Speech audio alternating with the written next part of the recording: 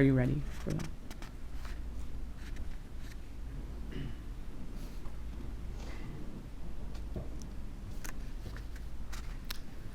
Thank you, Judge Darrell, for your patience through this trial. Thank you to the entire prosecution team for being so well prepared for this case. And lastly, thank you to Victim Witness Assistance for looking out for all of us. My name is Donald Teagues, and I am the father of victim Q, or Eric Teagues. Both of my sons, Eric and Tyson, were marching with the Waukesha South Marching Band in the 2021 Waukesha Christmas Parade. Eric was a junior, and Tyson was a freshman. They were there to play Christmas music for the people and start off the holiday season. That came to a quick end when you, Darrell E. Brooks Jr., drove through the parade killing people, injuring people, and ruining what was supposed to be a beautiful event. And we haven't been told when to do the photos, so Christy, if you can use your judgment, thank you. Darrell Brooks, you hit and ran over Eric along with some of his bandmates. Tyson, his younger brother, was just feet away from Eric when you hit and ran him over. Tyson witnessed his brother getting hit and ran over along with other bandmates. Tyson never left his brother's side during this incident. He even took off his jacket to help keep his brother warm while he laid in the middle of the street. He then had to call his mother and try to explain what had happened. As he stood next to his brother, he saw blood coming out of his ear, nose, and mouth, and his leg that was pointing backwards. He would just keep telling Eric he will be fine and that Mom was on her way. He stayed with him until Eric was taken by ambulance to the hospital. Starting that night, Tyson had nightmares and had them for a week. He would wake up screaming and crying. And what made this even worse is he couldn't go to see his brother in the hospital, and my wife and I could not be there for Tyson the first few nights because we were with his brother in the ICU at Children's Hospital.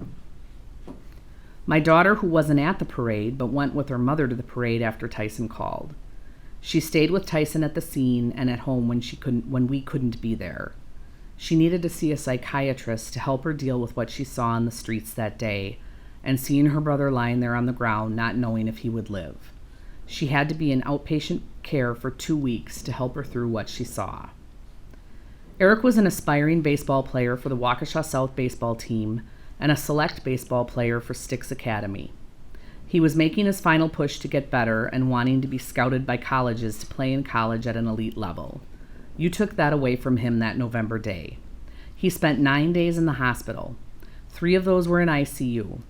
Eric suffered from a skull fracture, a major concussion, a C4 fracture, right shoulder fracture, 4 broken ribs, a partially collapsed lung, T6 through T11 fractures, and a left femur fracture that required surgery.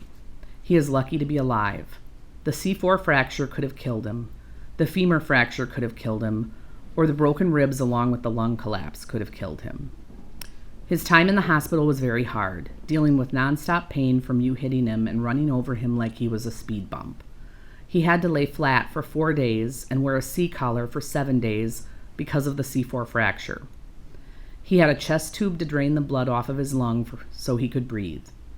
He had to undergo surgery to repair his severely fractured femur. On top of all of that, he was dealing with a severe concussion. He could not have any lights on or loud noises. He would have events of uncontrolled vomiting and would spike fevers. When he was finally able to leave the hospital, it was in a wheelchair, and he was in that wheelchair for over a month. We had to have a wheelchair ramp built for when we came home. Without the ramp, it would have been very hard to get him in and out of the house. My wife had to take off a month of unpaid leave from work. I had to take off 3 months from work to take care of him and get him to multiple doctor appointments a week. Darrell Brooks, you stated during this whole trial that you are a man, a God-loving man. You are not. A real man would have stopped when they saw they made a mistake. A real man would have admitted the wrong and would not have put all these families through this pain. A man of God would have stopped, admitted to his wrongs, and asked for forgiveness. You sat there showing no emotions for what you did and pretend that reading the Bible was going to help you. But you, Darrell Brooks, are pure evil that is not fooling anyone. You don't know God, but you better start learning because where you are going, you're going to need to start praying a lot.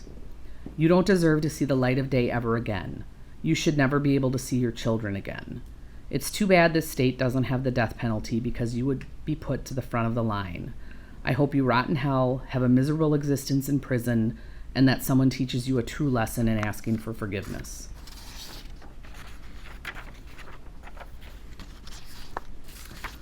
The next statement is